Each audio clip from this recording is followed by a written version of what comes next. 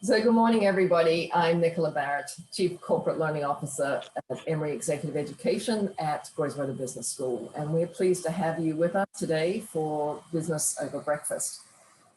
This is our 8th month of bringing you this series. And when we started it, I had no idea that we would be doing this 8 months later. And so I wanted to thank you all for joining us, for your questions and for your engagement. I'd also like to thank Professor Tom Smith, who's here today, who had the idea, the original idea of running some webinars back in April to help people try and understand what was going on and make sense of the economic ramifications of COVID-19. And I'd also like to thank the Emory Executive Education team, who have worked to bring us a range of faculty and a range of perspectives and ideas to help keep us informed as we have all traveled through this crazy evolution of COVID-19. Today, a session is a version of The Economy and Me with Professor Tom Smith, but it's the election edition. Please note, this is not a forum for political debate, and I encourage everyone to face the session and this period of time with respect, civility, and working together in support of a diverse, inclusive, democratic society. The purpose of this morning's session is really to help us understand the impact of the 2020 presidential elections on the economy, and what it all means for you, for your businesses, industries, and our society. Tom Smith is joining us as an expert. He is an expert in the area of labor economics, pricing, sports economics, finance, economics of entertainment, healthcare, and he has been a regular facilitator of these webinars, providing us with updated information on the economy every month. And so, Tom, I hope you will continue to do that as we continue to navigate this COVID-19 era. In the next 2 weeks, we are going to change our focus a little and help you and your organizations gain new insights into how to increase the efficacy of your marketing efforts and understand customer habits in this time of pandemic. So how do you think about growth? How do you think about accessing and designing your marketing function given this time? And then how do you think about your customers and their buying habits? So please join us for the next 2 sessions with Professors Omar Rodriguez and Ryan Hamilton during. So back to this morning's session, Tom is going to kick off the webinar with his observations about what's happening in the economy and what the election might mean for individuals, businesses, and industry. He loves to answer your questions, so please write them in the Q&A section at the bottom of the screen, and our team will do their best to answer as many of those as we can today. So enjoy the morning with Tom, and I look forward to further conversations with you in November and beyond. Thanks, Tom. Thank you so much. Here, I'm going to share the screen in a second.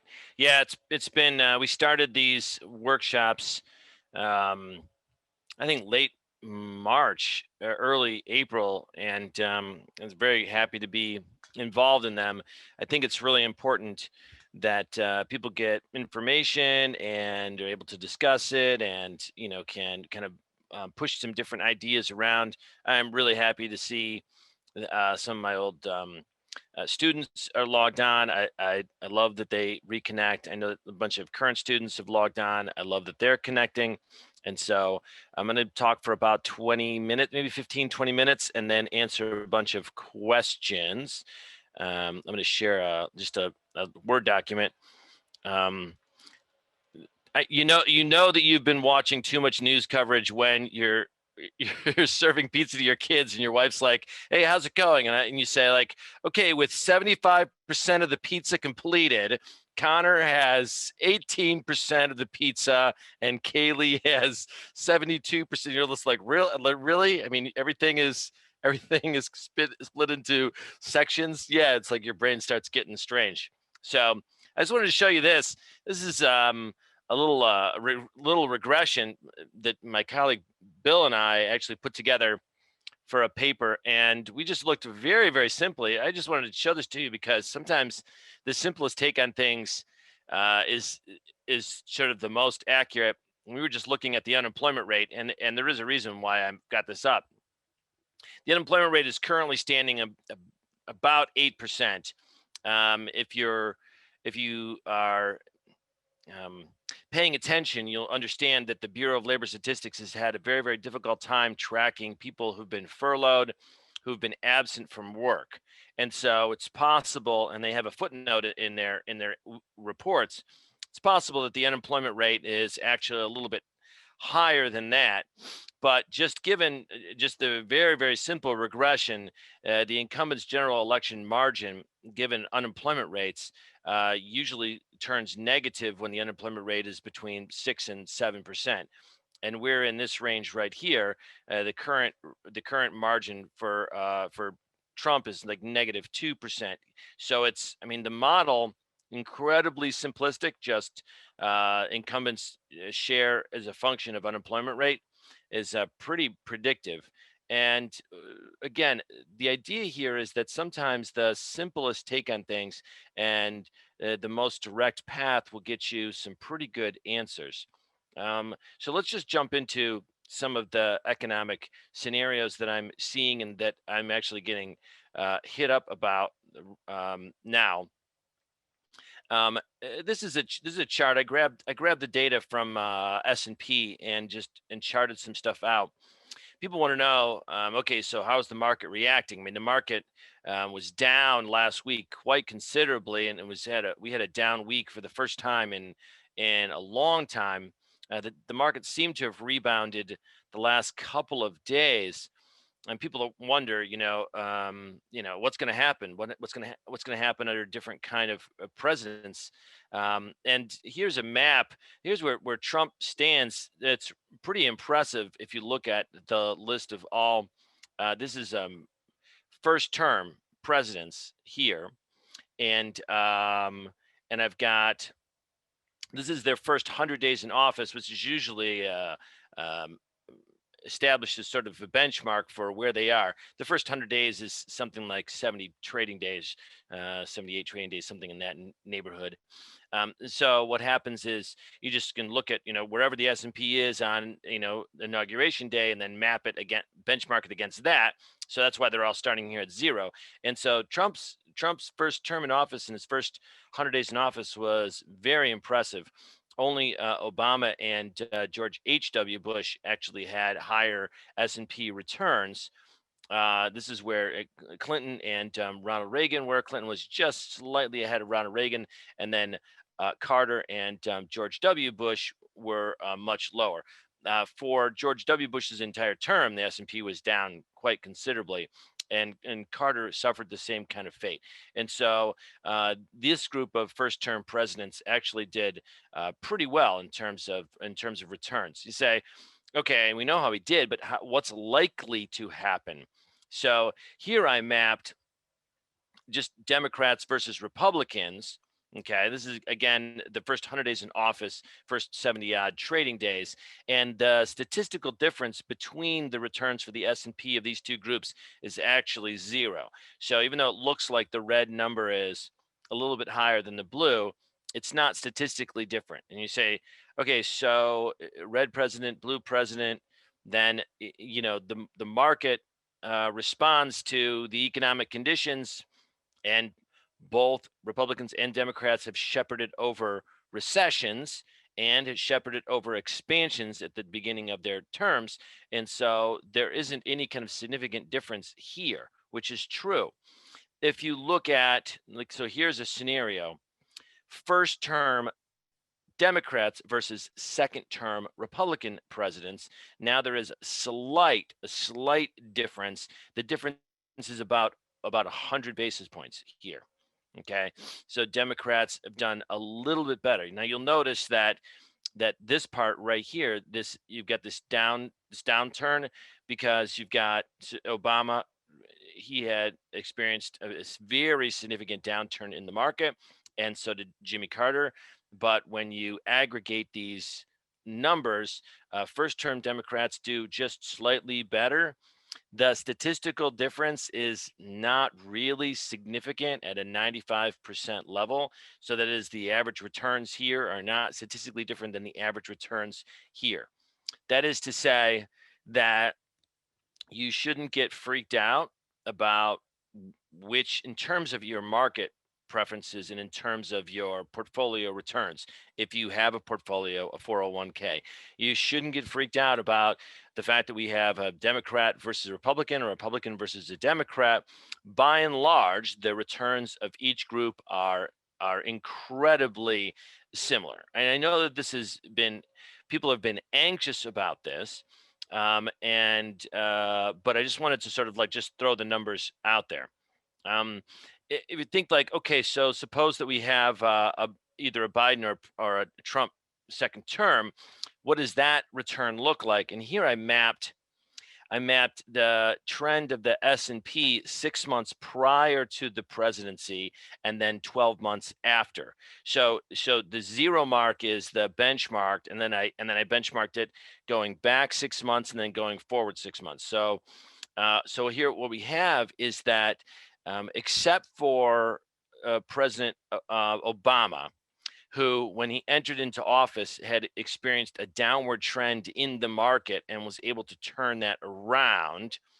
Every other president has essentially picked up the ball, if you will, and run it forward at pretty much the same rate of growth as the 6 months prior to their inauguration. So, right, so we look at this is Trump, the blue dotted line right here. So this is the 6 month trend going into his inauguration, and this is then the 12-month trend going out of it. There's some slightly higher monthly periods here that are higher than some growth rates, but the overall trend is about the same. And you'll notice the same thing with other presidents, is that the trend of the market, when they get picked up, when they pick it up on inauguration day, the trend of the market stays relatively constant, right? Here's George W. Bush, right? The market was trending down, and it continued to trend down during his first year. Here's Jimmy Carter. The market was trending down. It continued to trend down the first year. President Obama is the only one who was able to sort of turn this around. And so it's very, very unlikely that we're going to see this kind of trend again, this Obama trend. Most likely we're going to pick it up. And if you've taken some finance, if you've studied this, you'll understand that by and large the market kind of prices in these, that like what the new presidential, let's say, expectations are, what their policy preferences might be. And so the market's already hedging.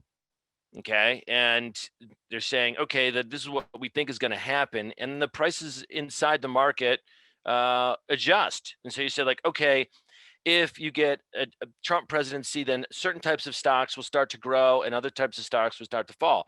And if you have a Biden presidency, then other types of stocks will start to grow and other types of stocks will start to fall. But I am certain that we're going to see a trend going forward that is very consistent with the trend that we've already experienced. And so, regardless of who's in office, we shouldn't be too concerned about the market the next 12 months. That's of course a ceteris paribus condition, because there's a lot of moving parts here. Lots of things are going on in our economy. Okay. Let me talk about some of the things that I think are concerning in terms of our current state of the economy. Okay. This is initial unemployment claims, right? Just grab these again, and they're hovering around between 700 and 800 new initial claims every week. Prior to the economic recession, the initial unemployment claims were about 220,000 per week. So they're about 4 times what we saw during the economic expansion. This is still very troubling. And the reason that I'm paying close attention to this is that as PPP money is drying up, one of the stimulus packages is that money is being used up. Businesses spent the money, They thought they had a very, very short window, a very short runway to spend this money. They spent the money, and now they're thinking, okay, are we going to have a really hot fourth quarter? A lot of people last March had anticipated that it was going to be a real drudge going all the way through summer into the fall, but then we'd have all of this latent demand for goods, services, and we were going to see this explosion of consumer buying going into the fourth quarter. I fear that we might not experience that because we're having this a ramp up in the number of COVID cases. We had 100,000 COVID cases just the other day. I think it was yesterday, right?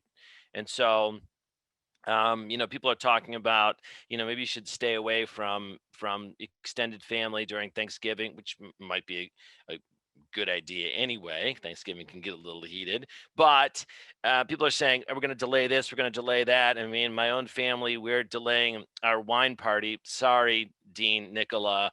I know it was nice having you guys over last year, but I mean, it's not possible. We just can't socially distance, and wearing masks while drinking wine. Just it doesn't work. So we're not going to have the party. My wife had told the kids, like, okay, we're not going to do some of the events that we normally do. We're probably not going to go up to go see the lights on Lake Lanier. Maybe we will, but we usually drive around, and then we go walking. They have a little amusement park area, and the kids usually love that. So, probably maybe we'll do the drive, but won't do the walking. Well, that kind of change in behavior is definitely going to impact the GDP, right? The amount of money that we're spending is already being decreased. And so that's money that's not going into the economy. Those are jobs that aren't going to be picked up. We're going to see continued initial unemployment claims. We're going to see continued high unemployment. And so just little movements by everybody saying, well, we're going to pull back, we're going to pull back, we're going to pull back. That could be enough to just like really set off another round of economic worries. I am fearful that if we get sort of this ramp up of cases and we have to do some kind of a lockdown, then the fourth quarter will not materialize the way that people wanted it to. I don't think it was going to materialize in the same way because people are being very cautious. But if we have this huge surge of cases, it's definitely not going to materialize.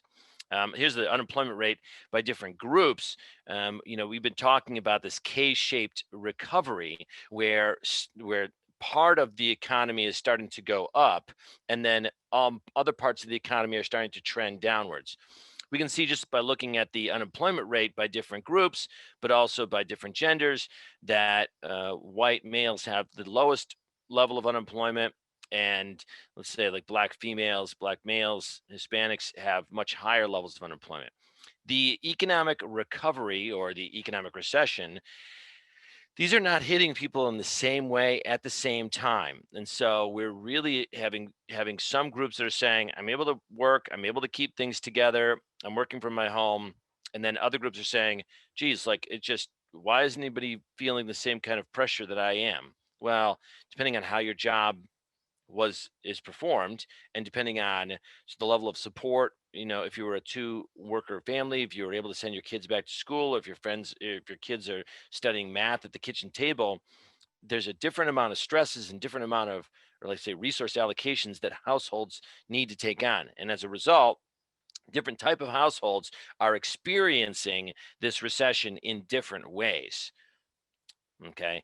This is also very scary. The employment to population ratio, essentially, the number of people who are actually employed as a percentage of the population has gone way down. It's starting to go up, but it is actually leveling off. You say, so what does this mean? The number of people who are in the labor force who are employed as a ratio of the population here has gone down, and it has not gone back up to where it was. So there are people who were working 6 months ago who are not. Okay. And primarily there are females who have taken on, let's say, homeschooling responsibilities that are not part of the workforce right now. And that is a trend that we need to make sure that we can reverse, because households need earner, you know, they need two earners. And it's just, it's the way that we living. It's sort of the level of consumerism that's enabled us to grow at about 2.5%. And so we definitely need these women back into the labor market. Not clear that this is going to happen anytime in the next 6-9 months. Okay. Okay. Here's the unemployment rate in Atlanta. We're a little bit lower than the national average. National average is slightly below 8%, and we're hovering at about 7.4%. So we're doing a little bit better. But I am worried because I know that Delta has laid off a large number of people. We do have Home Depot here, and Home Depot is doing crazy good business. But Delta is not. Some of the other hometown companies are not doing as well. I know Coca-Cola has made some layoffs. Coca-Cola has also laid off some of their soft drinks, evidently, and so it is not in great shape. Um, Here are some of the things that I think that we need to be paying attention to, and then I'll go for some questions.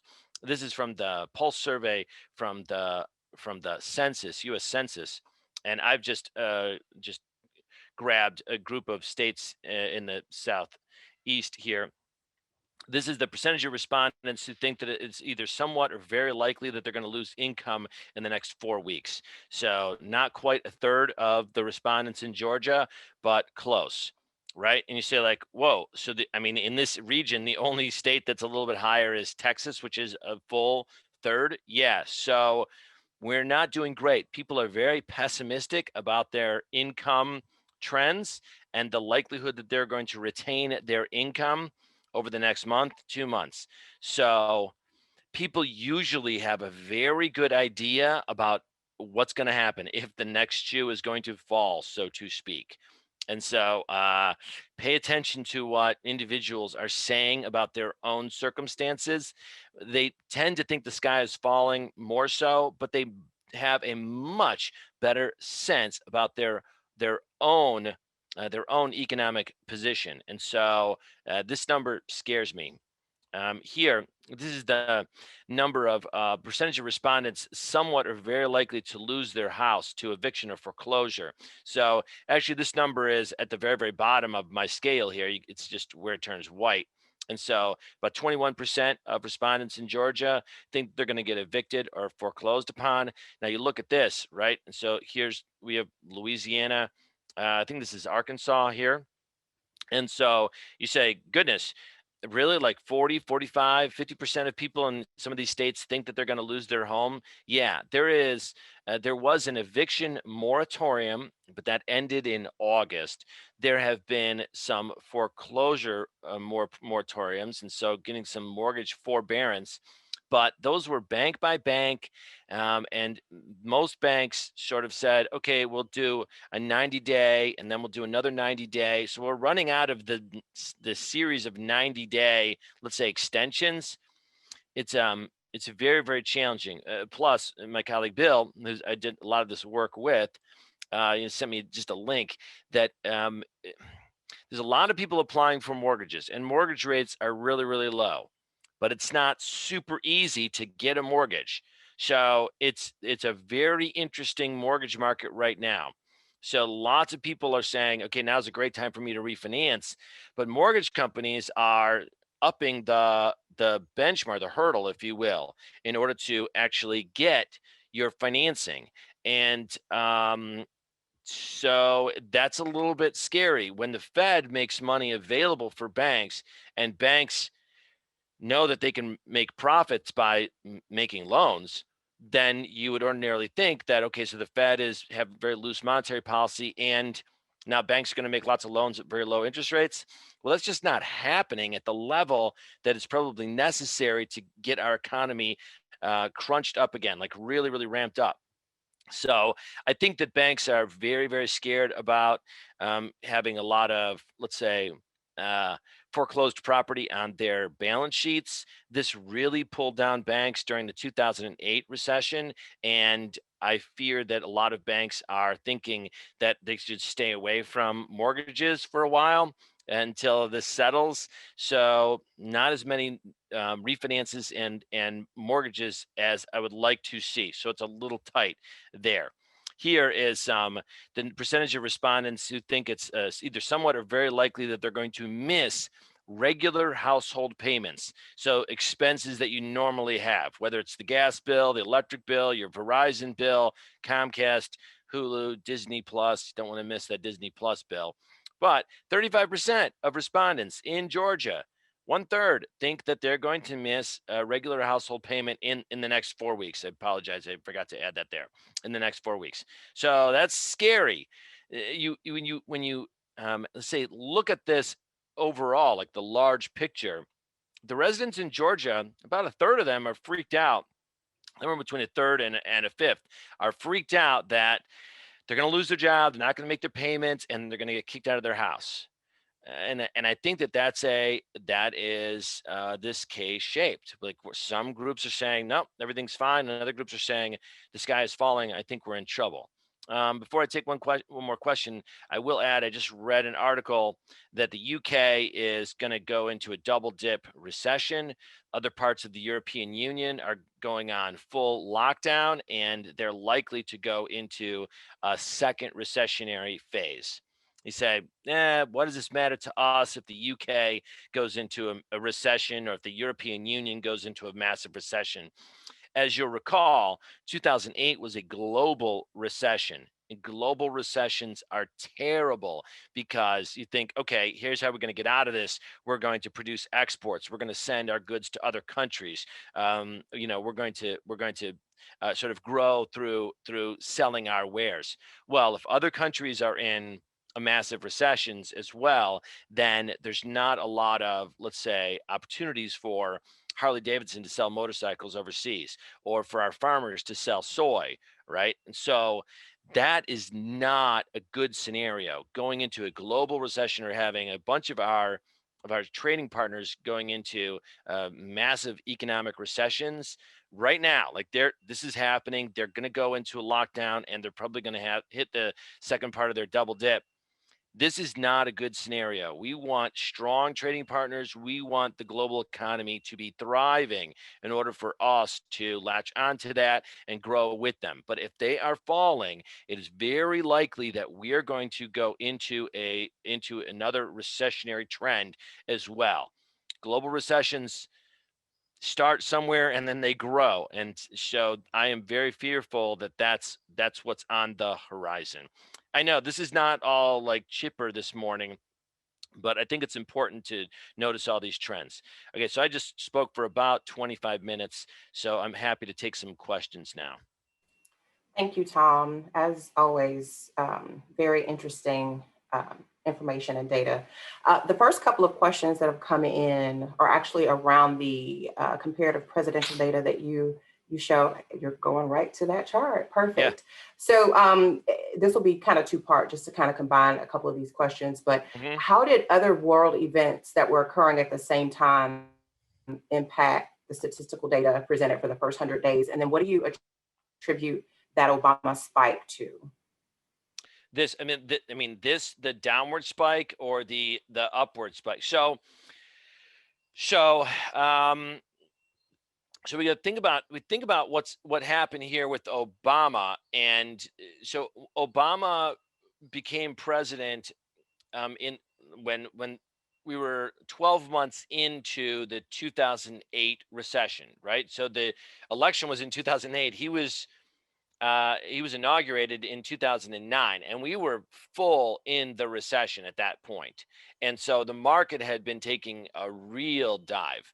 And so he was able to pass the stimulus package, the ARRA, the American Reinvestment and Recovery Act. And it was not as large as a lot of people would have liked. I know that the Senate was being very fiscally conservative. And so they passed a pretty modest expansion package. It was huge, but it was still modest. It was cut from where people wanted it. And then the economy started to pick up. I wrote about roads and bridges actually when it came out. And although it doesn't look like roads and bridges added jobs, it saved hundreds of thousands of jobs across the country. So it put it stopped where jobs were being lost, and it just stopped them. And we saw shortly after Obama was inaugurated, then the unemployment rate had spiked at 10% before he was inaugurated. And then after he was inaugurated, it was a very, very, very slow decline, very slow decline for years. And so some economists have argued that that was a growth recession. We were actually still in a recession for 2 years after 2009. But those are the kind of world events that we're talking about here. You notice something like this, like George W. Bush. So the market was creeping along, right? And then when George Bush took office, there was a dot-com bubble. And then there was an S&P crash, and then there was the 9/11 terrorist strikes, which caused a huge change in consumer preferences. And so then that added to the trend. But if you look at George Bush's presidency overall, the S&P performed very, very poorly. Um, so there are definitely, like you have to say, ceteris paribus, like all things being equal. So there definitely are reasons why it is that these trends either have these downward slopes, right? These upward positions here with Reagan, with Clinton, okay, right? And so, and this is George H.W. Bush, okay?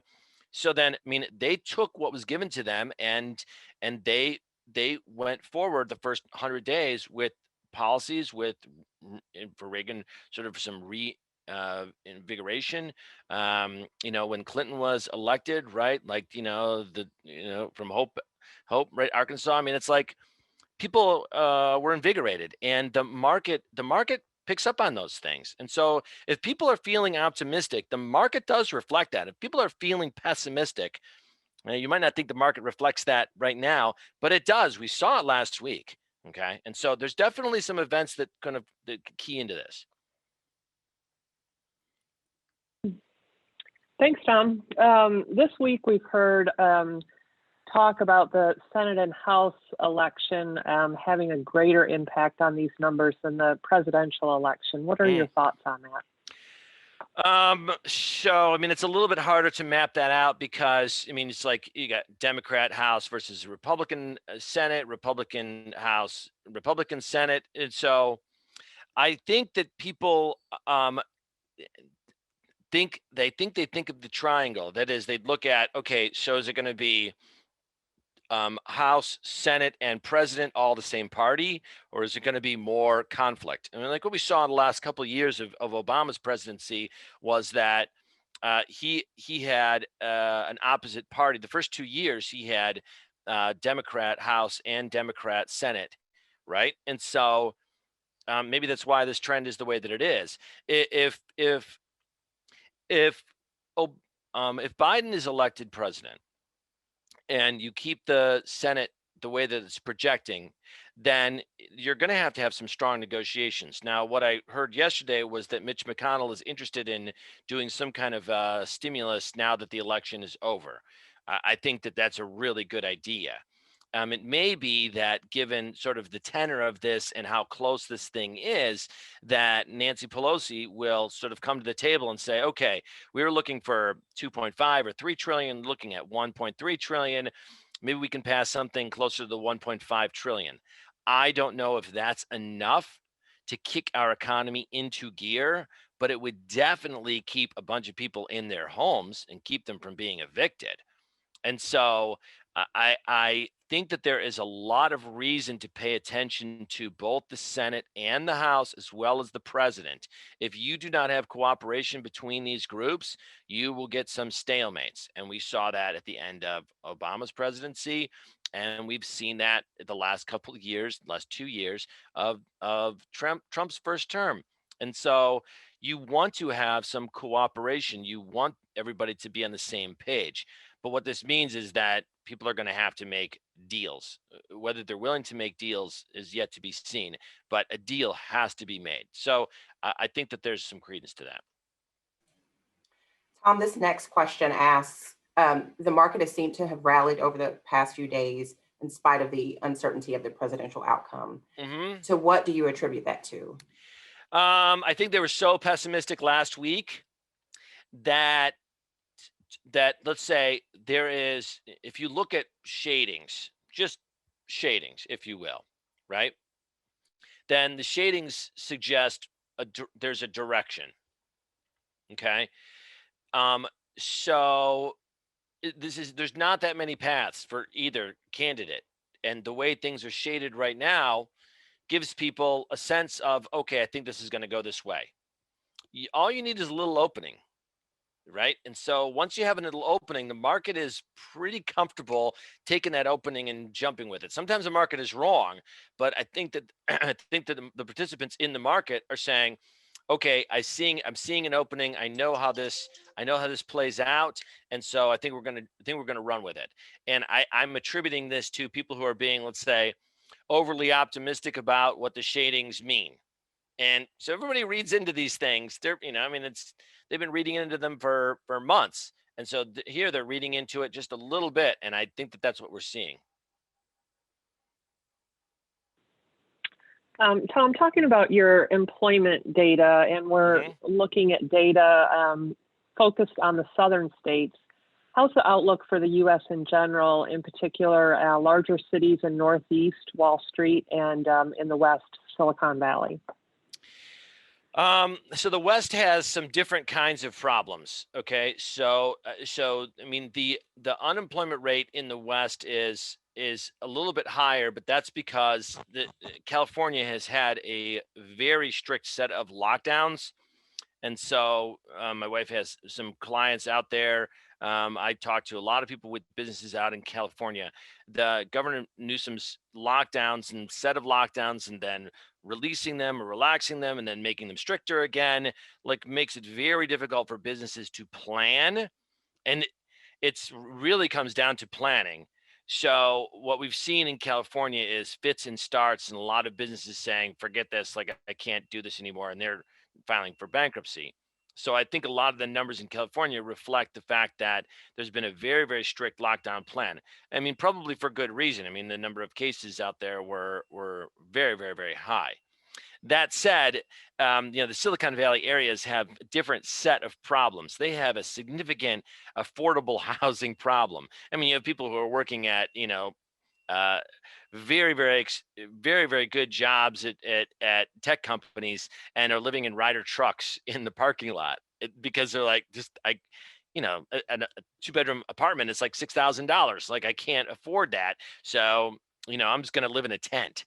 I know those are kind of extreme cases, but in general, there are housing crises in California. That's a separate element that needs to be addressed regardless of COVID. So not everything is rosy in California, and certainly not in the Silicon Valley area. It is a very, very expensive place to live, which creates another set of problems. The overall, the sense of the overall economy is that it is very mixed. So you look at some states and you say, goodness, they're doing actually very, very well. Unemployment is down. There are not a lot of cases. And then other states are doing very, very poorly, where the cases are starting to skyrocket. Unemployment rates are still very high. And then within those states, you have different groups that are doing significantly different. So you've got, let's say, white males whose unemployment rate is much lower, and then black females whose unemployment rate is much higher. Well, that's this K shape. So you're seeing a real divergence between people who have and people who don't have. And as a result, it's very difficult to put your finger on one number and say, well, this is the state of the economy. Well, the state of the economy for that person is like this, and the state of the economy for that person is like that. So I would say that we are in a very precarious position where we do need another stimulus package, and the package needs to address the real needs of the people who are suffering. So if this is housing relief, then we need to do housing relief. If it needs to be mortgage forbearance, then we need to have some kind of a national mortgage forbearance program. I think they're talking about another round of checks, like $1,200 or $1,500 or whatever else. I think they're thinking about another round of this, adding some money to the unemployment insurance. there is a lot of evidence that the additional $600 on the unemployment insurance, one, didn't create any disincentive for people going back to work, and two, kept a lot of industries across the economy operational. And now that that money is gone, we're seeing those industries fall. I'm sure I sound like a broken record to people who are listening back in March and April, but the economy that we're going to see, even in the next 3 months, right? So starting January, February, next, so 4 months from now, 5 months from now, is going to look a whole lot different than it did 1 year ago. So movie theaters, gone, right? Lots of restaurants, gone. Okay. I'm just not even sure that my dry cleaner is going to stay in business. That's a shame. They're good people. Okay. I think that lots of I've heard sort of mixed evidence from people who are selling retail office space, and some people are saying like, yeah, I mean, I'm actually doing pretty good, and then I've got other people who are saying, I don't know what you're talking about. Like, I'm losing clients. I'm not able to sell things. Macy's Macy's signed on these huge deals, and now they're trying to sublease everything because they don't even know what they're going to do next year. Right? I think malls are done. I think malls are done. I mean, malls are probably done anyway, but malls are done. Nobody wants to go to the mall anymore. So it's just the economy is going to be very different. So, I mean, how do you put your finger on what that looks like? I think what it looks like is just different from what we experienced a year ago. And as a result, some people are going to walk around saying, I don't know what you're talking about. I think the economy is great. And other people are walking around saying, I don't know what you're talking about. This is terrible. This is the worst economy ever. And I think that's part of the problem, is that there's this divide. There's this huge diversity about how this pandemic and recession is impacting people. Wow. Tom, do you have any thoughts on second and third order effects of missed rent payments, including in commercial real estate? Yeah. I mean, so that's a great question. So we're talking about the second and third order effects is this: like, you miss your rent payment and you're going to get evicted, but then the person who owns that multi-unit dwelling, they've got to make a deal with the bank, right?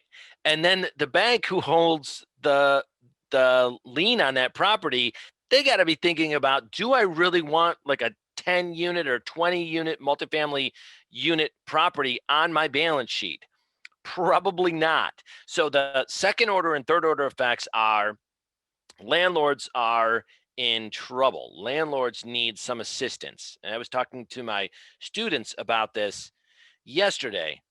It is incredibly unlikely that you're going to get a fiscal package coming out of the Senate that does a bunch of checks to landlords.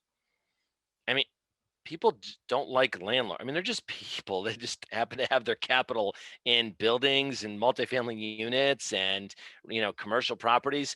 But I mean, they just say landlord and people are like, my landlord, I hate my landlord. Like, why? Like, I don't know. I just hate my landlord. So that's a hard pill to swallow, right? I can't imagine just having a fiscal policy that says like, we're going to make landlords whole. That's what should be done, right? Same thing with banks. So nobody wants another bank bailout. Okay, not after 2008, right? Everybody hates banks after 2008. I mean, if you're a banker, it's an incredibly valuable job moving capital around an economy. I mean, we live in a capitalist economy. Moving capital around a capitalist economy is super important. Okay, I'm sure I'm gonna get some thank you letters from some bankers, but it's true. I mean, it's a important job, but it's also hated. Like, people are like, bankers, oh my God, seriously? Or banks, oh, watch out, I hate banks. Well, I mean, they have a very, very valuable role in the economy. I do not think that Nancy Pelosi and Mitch McConnell want to put together a stimulus package that says, like, someone's going to read it and say, whoa, wait, are you going to bail out a bunch of banks? Like, we did this once, we're not going to do this again. Those are the second and third order effects, and those are real. So people stop missing their mortgage payments, banks are left holding the bag. People start missing their rent payments, a landlord is left holding the bag, and eventually a bank is left holding the bag. You have to make these landlords and these banks whole, right? There's two ways to do it. You just give everybody a rent check, like every person. Say like, here's your rent check, and then hope that they use that money for their rent. Okay. So you just like, okay, just stroke everybody a check for the next 6 months for their rent. Okay. Here's $2,000. Use it for your mortgage. Here's $2,000. Use it for your rent. There you go. Everybody, every month, $2,000. That would fix it. I mean, you'd get some bad actors, clearly, but that would definitely fix it. Or you just get, a bunch of land, and you said like, okay, if you own a multi-unit property, then here's the program. You go here, you apply there, how many, show how much rent you've missed, and we're gonna write you a check. Or banks like, okay, show us the junk that you've got on your balance sheets. How many houses have you foreclosed on? All right, and then we're gonna stroke you a check. Or as my colleague Bill and I have been talking about, maybe the Fed is going to get into the landlord business. Goodness, that sounds very scary, right? So, I mean, we had that in 2008. There was this project called TARP, Troubled Asset Relief Program. It was between the Fed and the Treasury, where the Fed and the Treasury were buying some of these distressed assets off of banks' balance sheets. And then the Fed and the Treasury had to sell them.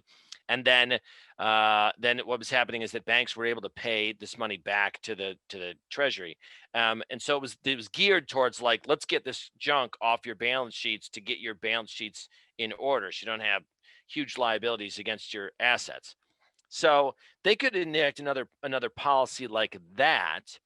It's more likely, if they're going to go down that road, that Jerome Powell would just say, okay, so we're just going to start buying huge amounts of residential mortgage-backed securities, commercial mortgage-backed securities. We're just going to start buying this stuff up. I mean, they might already be buying a ton of it, but they might just say, we're just going to buy everything that comes across our desk. So, I mean, then essentially the Fed has become a landlord. That's not problematic in the short run. In the long run, is like, how does the Fed like unwind all that stuff? So yeah, the second order and third order effects are pretty scary, but I don't see relief for landlords. Like, nobody wants to pass that bill. I'm not opposed to it, but I mean, I don't think anybody wants to pass that bill. Are there any other questions? Yeah. Yes. As the results continue to be tallied, will the time it's taking to decide the presidency play into market unrest? I'm not seeing that. Like, I would have thought that people were going to be a little bit jumpy, but the market came back pretty strong yesterday. And I think what the market is seeing is that there's transparency in how these votes are being counted, and the process and the timeline with which they're counting them. And so, I mean, we've been watching, what's been going on in Georgia and Fulton County. I'm sure a lot of you have, and they have been releasing. Okay, we've got this many. We just processed 115,000 votes. Here's the machine that opens it. Here's the thing that flattens it. We take this. We have two people here. The judges go there. Then we've got an adjudicator. It's like, oh, wow, like you actually have a process. This isn't just random, like throwing things down the stairs. Like, you have a process. And they're like, okay, we've been doing this for 14 hours, and we're going to continue doing this. We just brought in a brand new. Oh, wow, impressive. Okay, go count the votes. I think that kind of communication is making the markets say, okay, like they'll figure it out. There's going to be a tally, and sure enough, someone will be elected president. It's not like it's going to go, Bush v. Gore on us. Like, you're getting tallies, and we're going to have a number. So I'm seeing it play out actually pretty smoothly. And whether you like the results or not, I'm seeing it play out relatively smoothly. Awesome. Tom, can you speak to some of the trade-offs with the size of a potential stimulus package and long-run economic growth? Yeah. So, I mean, I always think about the stimulus packages as, a ladder that you put up against your roof when you're trying to clean out your gutters. I mean, I live in a forest here, and so it's always an issue in the fall. You don't want a ladder that comes up 2 inches short, because that doesn't do you any good. right? I mean, it's better to have the ladder sticking, a good foot and a half over the edge of the house, right? You want some extra leeway there. So I see the argument right now with the size of the stimulus package as, to just keep my analogy together, what is the length of this ladder, right? And what's the job of that is supposed to be?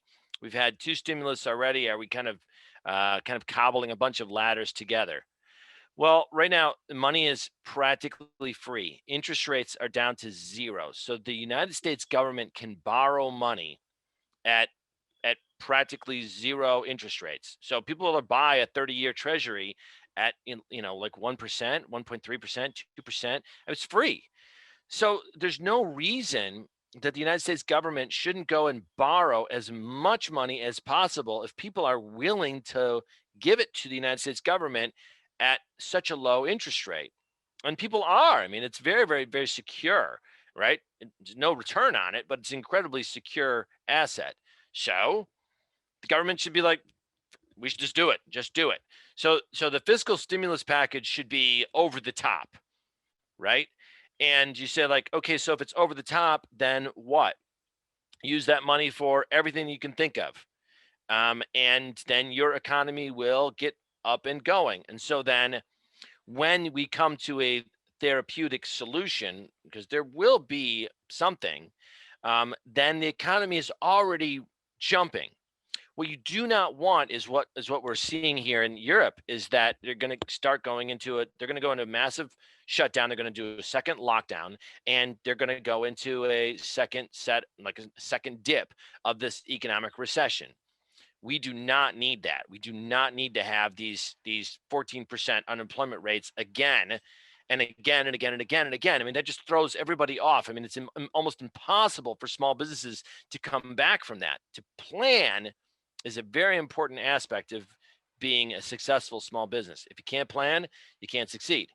So I think they should go huge, right? Go huge.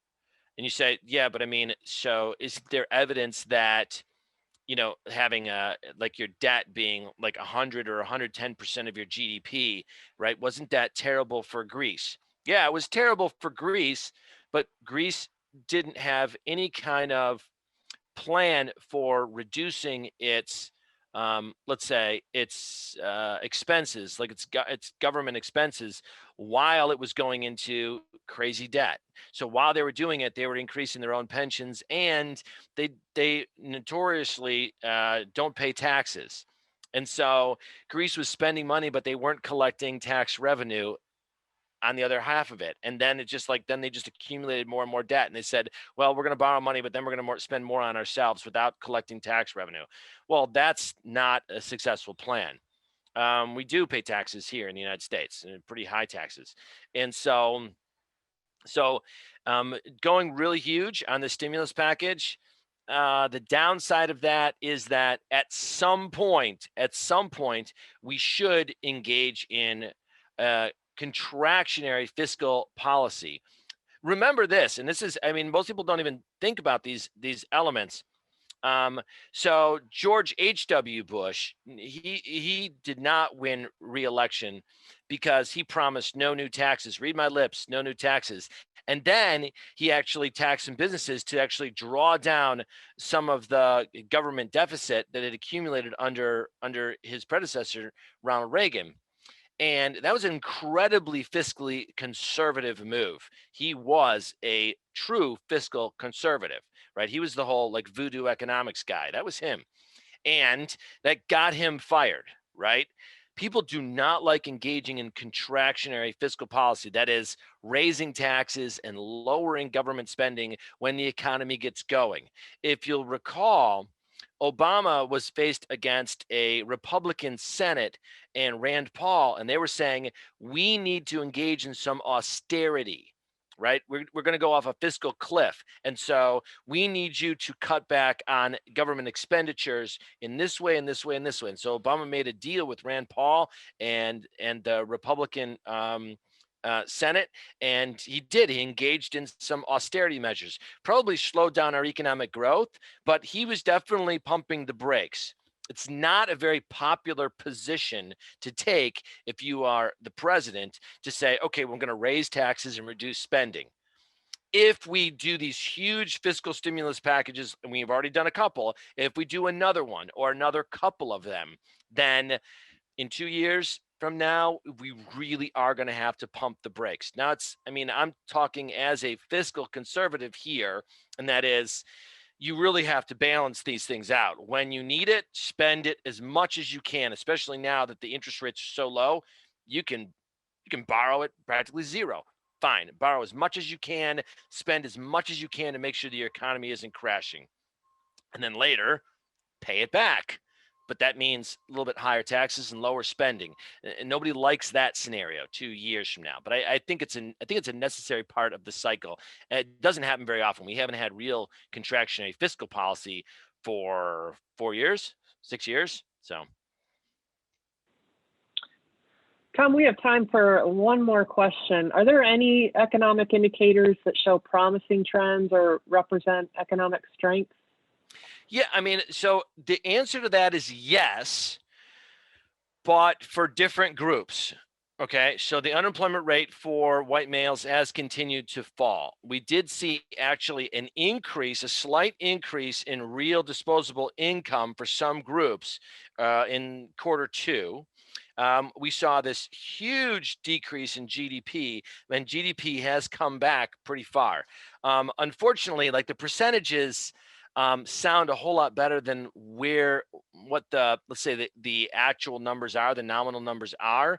So if you think about, let's say, our economy, like a trip to Vegas, let's say, like, we lost $1,000, and then, like, on one spin of the roulette wheel, we won like 600 of it back. Okay, so you say, like, okay, so we're trending in the right direction. Yeah, we need a couple more roulette wheel spins in order for us to get back above where we started. So we fell really sharply and we came back up pretty sharply, but we only made it up part of the way. So we're still down for the year. Okay, so there are trends that suggest that we're heading in the right direction, but we're heading in the right direction while we're going into arguably the worst COVID experience that we've seen yet, depending on the numbers, right? So positives are up, maybe deaths are down a little bit, hospitalizations maybe up or down, sort of depending on what numbers you're looking at. But nobody is saying that this is better. A lot of people are saying this is going to get nasty because of the weather and the flu and everything else like this. And so we've got a scenario where we are faced with some real choices. As a result, we finding ourselves with mixed indicators. Okay. All right. Okay. Hold on. My daughter's telling me the guy to fix my garage door that, like, crashed when we had that terrible storm the other day. So anyway, and there we go. The end. Garage door needs to be fixed. Thanks, Tom. Thank you so much, Tom. We really appreciate you coming back over and over again for the economy and me. And we want to thank you all, our wonderful attendees who come back each and every Thursday to join us for the Business Over Breakfast webinar series. We've got just a couple of things we want to share with you before we let you all go today. We do have a couple of more webinars coming up this month in November. So we do want to share that with you today. Next week, Omar Rodriguez will be joining us for how to design a modern marketing organization. That's next Thursday, November 12th at 9 a.m. Eastern. So we hope you all will join us for that. And of course, we've got a couple of virtual courses and workshops coming up. I just want to point out, Tom will be rejoining us for Finance and Accounting for Non-Financial Managers, December 7th through 9th. So to register for that particular course or any of the other courses you see here, that link is listed in the chat box. A copy of today's recording will become available on our Emory Executive Education LinkedIn page. That link is also available in chat. And in just a moment, you'll see a brief survey pop up on your screen. We just ask that you give us a couple of minutes of your time to give us some feedback on today's webinar. We thank you all again for joining us. Tom, any final words? All right, everyone. Well, have a great day, and we'll see you all next Thursday.